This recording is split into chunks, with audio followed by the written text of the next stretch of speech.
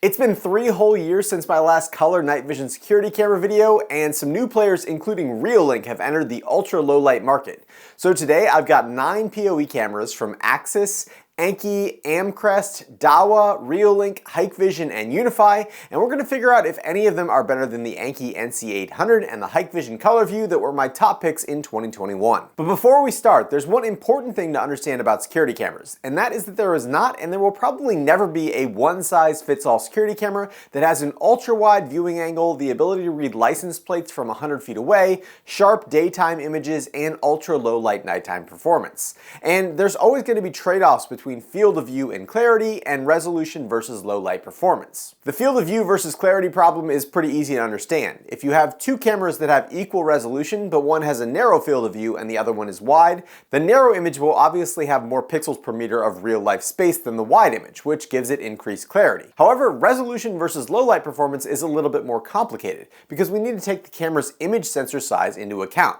As a general rule, larger pixels on the image sensor will absorb more light than smaller ones. So if you have 2 sensors of equal size and one gets divided up into 4 million pixels and the other one gets divided up into 8 million, each pixel on that lower resolution 4 megapixel sensor will absorb twice as much light as the 8 megapixel sensor. And as a result, we would expect the 8 megapixel sensor to provide clarity in highlight situations, but the 4 megapixel sensor will do much better in low light scenes. Historically, these larger sensors have been associated with higher costs, but the 4 and 8 megapixel CX line from Reolink have broken that trend.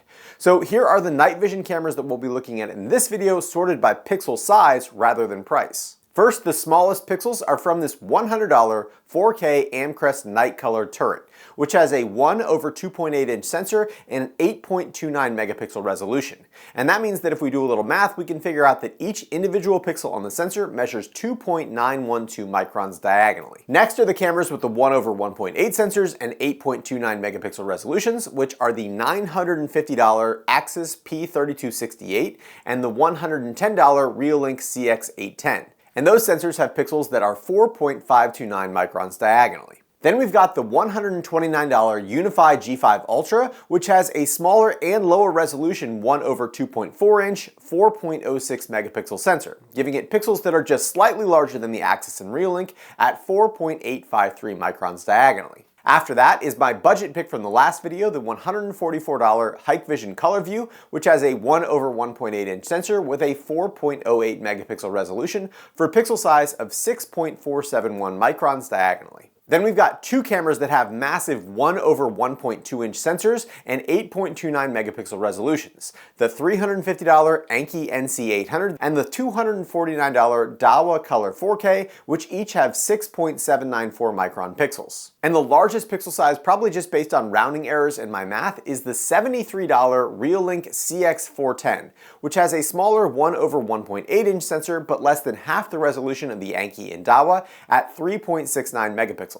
For a pixel size of 6.795 microns diagonally. Also, just as a reference in this video, I'll be including the Dahua 5442 infrared night vision camera with a 4.08 megapixel 1/1.8 inch sensor, which gives the same diagonal pixel size as the Hikvision ColorVu at 6.471 microns. Starting out with field of view testing, here are the cameras ordered from widest to narrowest horizontal field of view, with the 2 cameras from Reolink coming in with the narrowest field of view, and the Amcrest was by far the widest. You can also see that the G5 Ultra was not aimed particularly well, and that's because I didn't realize until after I took the camera back down that it had a separate roll adjustment on the lens, and I tried to aim it using only its pan and tilt, which made it diagonal. Moving on to daytime clarity, I measured stationary clarity at 10, 25, and 50 feet, and motion clarity at 25 feet. And at 10 feet with plenty of light, the 8 megapixel cameras dominated for the most part, with the Axis P3268 in first, followed by the Reolink CX810 in second, and the Annke NC800 in third. And the rest of the cameras were pretty much ordered by their resolution, with the exception of the Amcrest Night Color, which looked blurry despite its 8 megapixel resolution. At 25 feet, the results were very similar, with the Annke NC800 in first this time, the Axis P3268 in second, and the Reolink CX810 in third. And at 50 feet, it was the exact same, with the Annke in first, the Axis in second, and the Reolink CX810 in third. During the running test at 25 feet, things got shaken up a little bit, with the Annke NC800 holding on to first place, the Reolink CX810 in second, and the infrared Dahua 5442 coming in third despite its lower resolution, and the Axis P3268 fell all the way down to 8th place and was surprisingly blurry. And that means for overall daytime performance, that puts the Annke NC800 in first, the Reolink CX810 in second, and the Axis P3268 in third. Moving on to nighttime testing, the first test was done with my porch lights and carriage lights on, which gives around 5.4 lux of light at 10 feet from the cameras, 3 lux at 25 feet, and 1.2 lux at 50 feet. And at 10 feet, the best image came from that Hikvision ColorVu, followed by the Annke NC800, and the Axis P3268 was in third. At 25 feet, the Axis was the clear winner with nearly perfect exposure, followed by the NC800, which was a little overexposed in the sign, but was overall very good.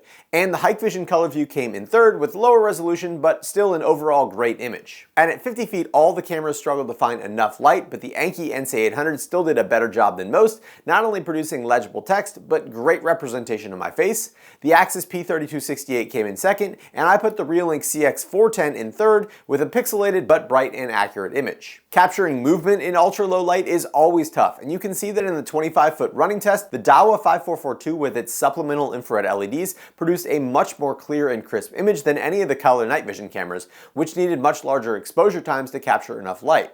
But I thought that the two cameras from Reolink were slightly better than the rest, which is a huge deal since capturing motion at night has traditionally been Reolink's biggest weakness. I also repeated those same tests with my porch and carriage lights off, which measured around 0.25 lux at 10, 25, and 50 feet, and was extremely dark, lit only by my neighbor's porch lights. And in these tests you can see that the UniFi camera was also using infrared because without it the image looked completely black. And the Axis P3268 was definitely reaching the low light limits of its sensor.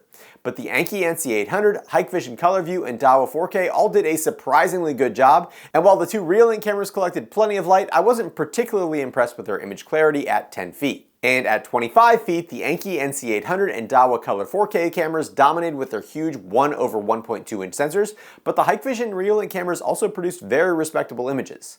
And at 50 feet, the rankings were almost exactly the same, with the difference being that none of the cameras produced a great image at that distance. The cameras also predictably struggled in the 25-foot running test, but the big pixels on the Reolink CX410 captured the most light, while the Dahua 4K did an okay job with color but had significant blurring. And that means that overall, for moderately lit conditions, the Axis P3268 came in first, the Annke NC800 was in second, and the Hikvision ColorVu was in third.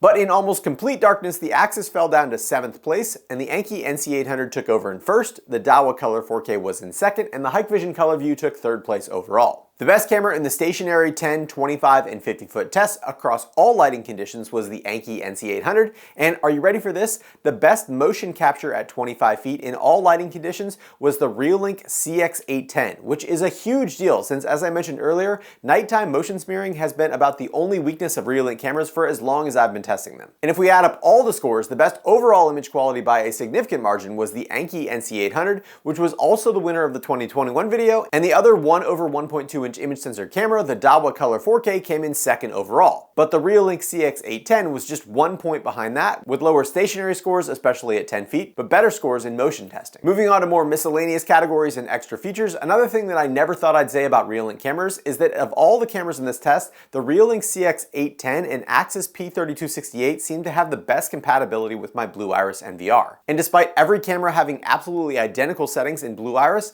not every camera triggered on every motion event.